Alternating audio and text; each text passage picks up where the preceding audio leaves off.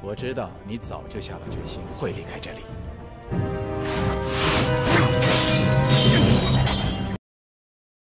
Halo guys, kembali di channel Yenda. Di video kali ini saya akan merangkum sebuah film dari Jet Li berjudul Flying Sword of the Dragon Gate yang dirilis pada tahun 2011. Film ini menceritakan tentang sekelompok perampok yang membuat penginapan dan berpura-pura menjadi warga baik. Tapi tanpa diketahui ternyata tujuan mereka adalah untuk menemukan sebuah kota mitologi. Gimana kisah selanjutnya? Yuk mari kita simak alur ceritanya.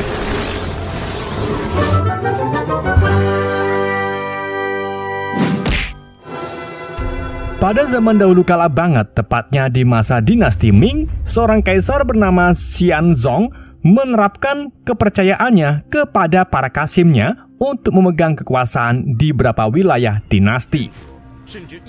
Tetapi hal inilah yang membuat para kasim menjadi berebut kekuasaan dan membentuk dua kekuasaan terkuat, yaitu Dongchan Biro Timur dan Xichang Biro Barat. Karena kekuatan kekuasaannya itulah mereka tak segan-segan mengeksekusi orang-orang yang mencoba melapor tentang kekorupan mereka kepada kaisar. Pimpinan Dongchan bernama Komandan Wan Yulau lalu mengadakan pengeksekusian orang-orang yang melaporkan tentang kekorupannya ke kaisar. Tetapi di saat eksekusi hendak dilaksanakan, tiba-tiba sebuah kayu balok berjatuhan dari atas dan kemudian disusul oleh serangan dua pria bertopi caping.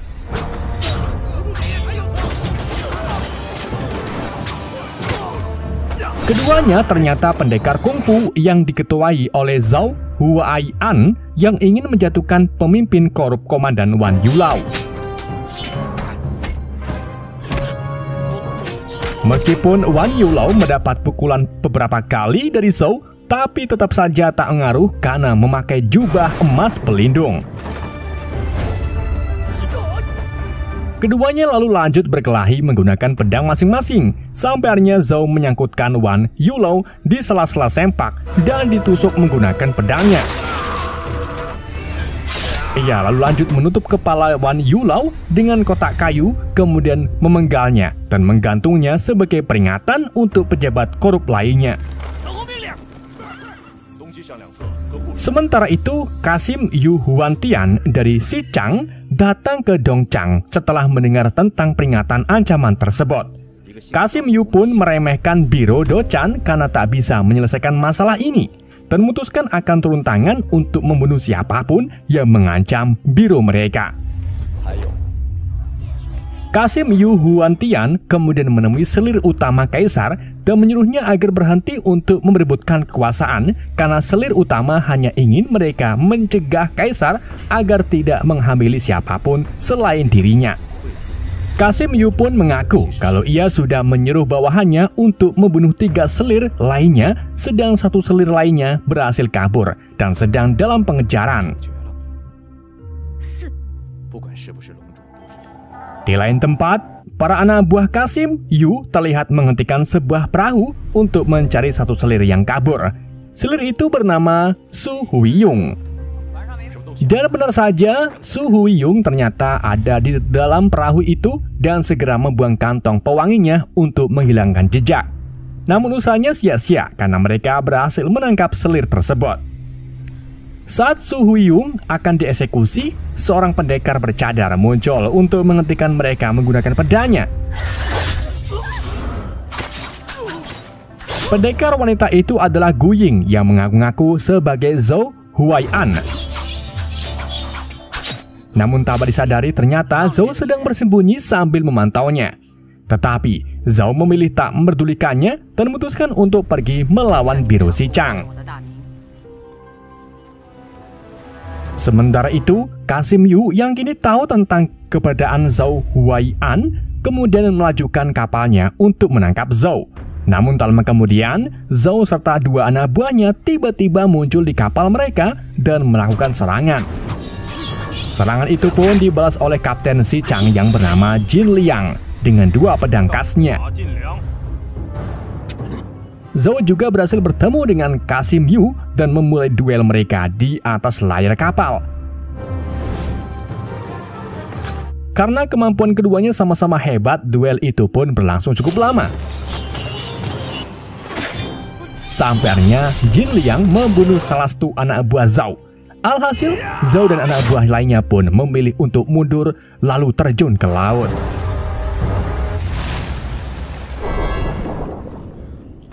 Di sisi lain, Gu Ying membawa Su Huiyong bersamanya ke gerbang naga karena Su Hui tak punya siapa-siapa. Di situ keduanya mulai mengobrol, termasuk Gu Ying yang mengungkapkan kalau ia masih menyimpan suling milik orang yang ia cintai. Bersama dengan itu, ribuan burung gagak muncul untuk bermigrasi sehingga membuat suling Gu Ying terjatuh menjadi pecah.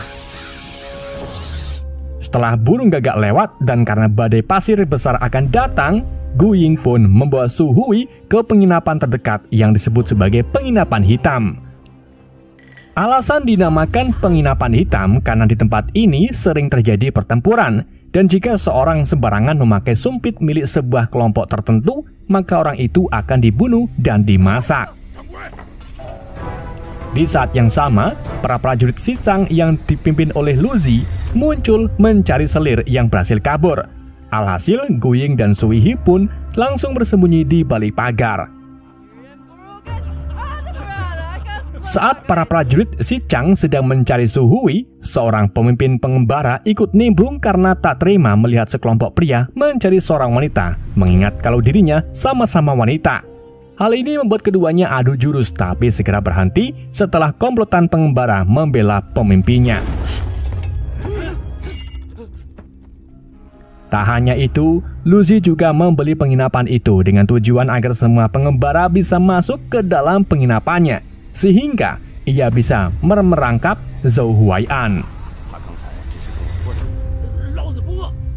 Di tempat lain, salah satu prajurit Xizang menyuruh Sang Koki untuk memasukkan racun yang nantinya akan disediakan ke para kelompok pengembara. Namun, di waktu yang sama, Su Hui tak sengaja batuk sehingga prajurit itu mengetahui keberadaannya. Untungnya, Su Hui dan Gu Ying segera bersembunyi meskipun prajurit itu kembali menemukan kantong pewangi Su Hui. Jadi, Gu Ying dan Su Hui pun mencari tempat lain untuk berlindung dan menemukan sebuah ruang bawah tanah. Di malam harinya saat para pengembara makan malam, pemilik penginapan tiba-tiba kejang-kejang akibat keracunan. Ternyata sekelompok pengembara itu tahu tentang racun tersebut dan sengaja menukarkannya dengan makanan si pemilik penginapan. Di tengah keributan, dua pengembara lain masuk dan salah satunya adalah Feng Litu yang berwajah sangat mirip dengan Kasim Yu Huantian. Karena mukanya mirip, Lu Zi dan prajurit Xizang pun terlihat menghormati si Feng. Singkat cerita, salah satu prajurit Xizang kemudian melaporkan tentang hal ini ke Kasim Yu. Namun Kasim Yu memanfaatkan kesempatan ini dengan meminta Lu Zi dan prajurit lain menganggap Feng sebagai dirinya. Sedang Kasim Yu akan menyamar sebagai Feng dan berbaur dengan para pengembara lain untuk membunuh Zhou Huai'an. Lalu, untuk membedakannya, Kasim Yu memberi dirinya kode Long Meng Fai Jia, asli berubah menjadi palsu. Hal itu dilakukan agar para prajurit mengenalinya.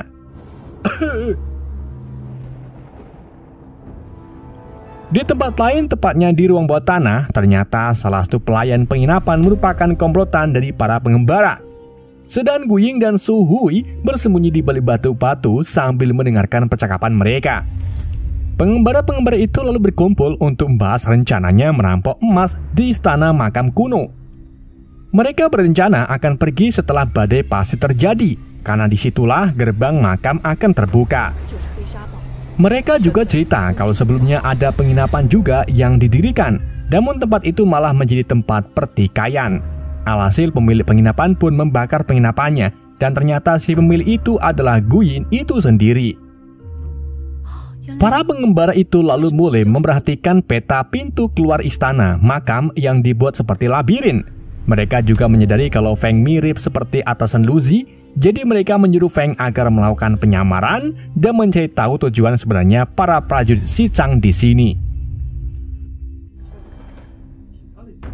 Tak lama kemudian setelah berdiskusi, mereka mendengar suara batu terjatuh akibat Su Hui yang hampir terpleset. Para pengembara pun langsung mengeceknya dan menemukan Guyin serta Su Hui. Mereka juga terlibat adu kemampuan pedangnya dengan Guyin karena mengira Guyin adalah penyusup. Sementara itu, Feng berhasil mendapatkan informasi kalau para prajurit Xicang sedang mencari seseorang. Namun, salah satu prajurit yang baru saja menemui Kasim Yu muncul untuk beritahu kalau Feng bukanlah Kasim Yu. Di samping itu, pertarungan Guyin dan para pengembara masih berlanjut. Tapi di saat itulah Guyin terluka di dadanya. Untungnya, Zhao tiba-tiba datang dan menolong Guyin. Ternyata orang yang selama ini Guyin cari adalah Zhao. Zhao juga merupakan pemilik seruling yang biasa Guyin bawa. Zhao lalu beritahu yang lain kalau Kasim Yu dan prajuritnya sudah mengetahui keberadaan mereka di ruang bawah tanah ini. Jadi mereka pun bekerja sama dan mulai menyusun rencana untuk melawan pasukan Kasim Yu, yaitu dengan menyuruh si pemilik penginapan untuk bekerja sama dengan melepaskan semua kuda milik prajurit Xicang serta membunuh pemimpin mereka. Dan sebagai gantinya, si pemilik penginapan akan diberikan obat penawar racun. Di malam harinya terlihat Guyin dan Zhao sedang mengobrol tentang masa lalu mereka, di mana mereka pernah terlibat dalam hubungan yang rumit karena Zhao menyukai wanita lain. Zhao juga sebenarnya memberikan seruling itu ke wanita yang ia suka, namun wanita itu meninggal setelah menyelamatkan nyawa Zhao. Alhasil Guyin pun memutuskan untuk menyimpan seruling ini karena rasa cintanya ke Zhao. Selang tak lama, Su Hui lalu mendekati Zhao dan memintanya agar jangan menyakiti perasaan Guyin lagi. Dan cara agar Guyin membenci Zhao yaitu keduanya mulai berpura-pura permesraan di depan Guyin, sehingga membuat Guyin cemburu. Karena kejadian ini, Guyin pun milih untuk pergi meninggalkan mereka. Tapi sebelum pergi, ia bertemu dengan Su Hui dan mengungkapkan kalau ia sebenarnya tahu tentang sandiwara mereka berdua. Guyin pun memberi Su Hui sebuah belati untuk berjaga-jaga. Ia juga menasihati Su Hui agar tak menikah dengan pria yang suka main slot.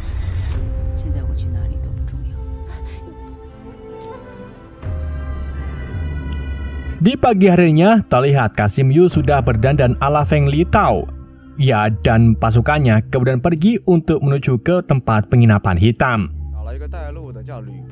Sementara itu, salah satu prajurit menemui Luzi untuk melaporkan kalau seorang telah melepaskan kuda-kuda milik mereka. Jadi Luzi pun menyuruh bawahannya untuk mengecek ke kandang. Terbenar saja terlihat si pemilik penginapan sedang melepaskan kuda-kuda milik mereka. Luzi lalu menangkap pemilik penginapan dan dilakukan interogasi, di mana si pemilik penginapan mengaku kalau ia dipaksa oleh orang dari pihak pengembara untuk melepaskan kuda-kuda tersebut. Tak hanya itu saja, Lucy juga kembali mendapatkan aduan kalau ada orang yang sudah membakar penginapan. Alhasil, Lucy pun segera menyuruh prajuritnya untuk berkumpul di luar. Di samping itu, cuaca menjadi buruk, menandakan kalau badai pasir akan segera terjadi. Bersama dengan itu, Feng yang sedang menyamar menjadi Kasim Yu muncul bersama pasukan palsunya. Melihat hal ini, salah satu prajurit pun membisikkan kode pengenalannya ke Luzi. Feng yang sebelumnya sudah diberitahu Zhao tentang kode rahasia itu pun tak terlihat mencurigakan dan menyampaikan kodenya dengan benar. Ia lalu berpura-pura marah ke Luzi karena sudah terperangkap di tipuan musuh. Feng kemudian menyuruh Luzi dan pasukannya untuk kembali ke tempat penginapan untuk memeriksa keadaan. Dan saat sampai di sana, ternyata para pengembara sudah bersembunyi dan siap menyerang pasukan Xicang.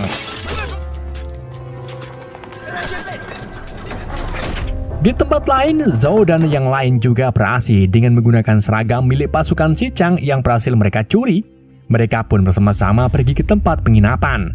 Sedang tak lama kemudian, Kasim Yu yang asli dan pasukannya muncul di penginapan. Mereka lalu menyerukan kode yang sebelumnya. Namun, Lucy dan pasukannya sudah tak mempercayai hal ini dan langsung melayangkan serangan ke mereka. Alhasil, terjadilah peperangan antara Kasim Yu dan pasukannya sendiri. Ternyata, rencana para pengembara untuk mengadu domba mereka pun berhasil. Zhou dan yang lainnya kemudian kembali menyusun rencana untuk menyerang pasukan Si Chang. Dengan keterampilan dan senjata masing-masing, para pengembara mampu mengalahkan musuh satu persatu. Saat cuaca semakin memburuk, pertempuran mereka justru menjadi lebih sengit. Begitu pula dengan Zhou yang melawan Kapten Jing Liang dengan pedang masing-masing. Kemampuan Zhou yang tak diragukan lagi akhirnya berhasil mematahkan pedang Kapten Jin Liang dan juga membunuhnya. Tak lama kemudian, Gu Yin kembali muncul untuk membantu Zhou melawan musuh. Kini sudah waktunya Zhou melawan langsung Kasim Yu. Keduanya berkelahi dengan melemparkan serangan instan satu sama lain. Sampai akhirnya, di pertarungan itu, Kasim Yu terluka di bagian pipinya, dan karena badai sudah mulai tiba, Zhou pun mengajak Kasim Yu untuk melanjutkan pertempurannya di suatu tempat. Sedang para pengembara lain segera berlindung di ruang bawah tanah. Pertarungan antara Kasim Yu dan Zhou kemudian dilanjut. Bahkan keduanya juga bertempur di tengah-tengah badai pasir. Badai pasir yang melanda wilayah itu pun merusak semua tempat, termasuk tempat penginapan. Sementara kedua pria berpedang itu terus bertempur tanpa henti.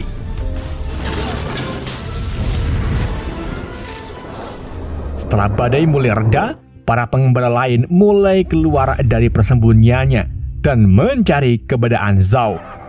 Di saat itulah mereka juga menemukan istana makam emas yang selama ini mereka cari.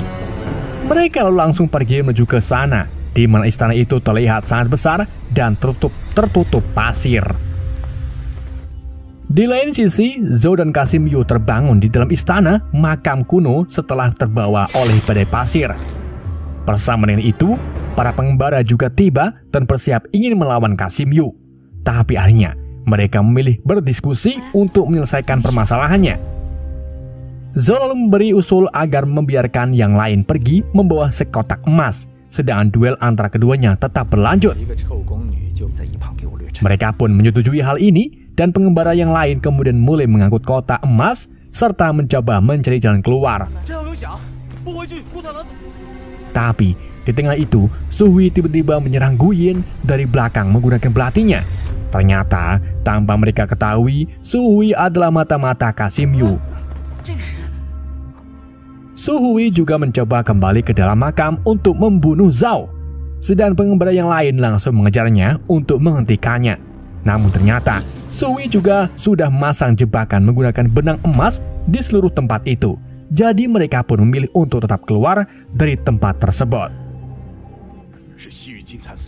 Sementara itu, Su Hui sudah mencapai ke dalam makam dan segera melakukan serangan tiba-tiba ke Zhou. Untungnya Zhou bisa mengatasinya. Di waktu yang sama, badai pasir kembali muncul.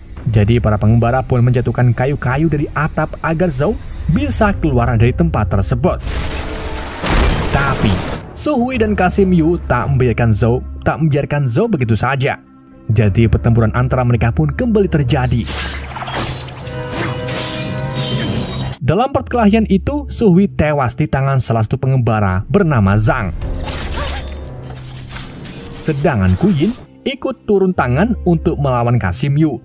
Alhasil, Gu Yin dan Zhou pun bersatu untuk melawan Kasim Yu. Ketiganya bertarung secara hati-hati karena tempat itu dipenuhi dengan jebakan benang emas. Setelah cukup lama bertarung, Gu Yin menunjukkan keahlian berpedangnya hingga berhasil membunuh Kasim Yu. Sementara Zhou juga terluka dalam pertempuran tersebut.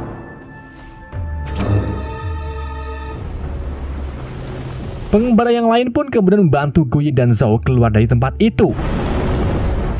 Lalu setelah badai pasir kembali mereda, mereka berhasil selamat dan berkumpul di padang pasir. Setelah Zhou sadar dari pingsannya, ia langsung mencari keberadaan Gu Yin yang tak ia lihat. Ternyata Gu Yin sudah pergi duluan menggunakan kuda karena terluka parah dan tak ingin Zhou melihatnya terluka. Jadi Zhou pun memilih pergi menyusul si Gu Yin. Beberapa hari kemudian, tepatnya di istana, Feng menyamar sebagai Kasim Yu untuk menemui selir utama. Ia juga membawa pemimpin pengembara yang menyamar sebagai pelayan teh. Saat si selir meminum teh tersebut, si selir langsung kejang-kejang dan meninggal. Rupa-rupanya Feng sengaja meracuni si selir agar tetangga saya tidak bermain kripto. Dan film pun berakhir. Oke guys, itulah alur cerita film Flying Sword of the Dragon Gate. Semoga kalian terhibur dengan alur cerita yang saya bawakan. Mohon maaf jika ada kesalahan dalam penyampaiannya ataupun penyebutan nama. Pesan yang tidak bisa kita ambil dari film ini, tetaplah semangat meskipun kalian tidak semangat. Sekian dari Yende, sampai jumpa di video berikutnya.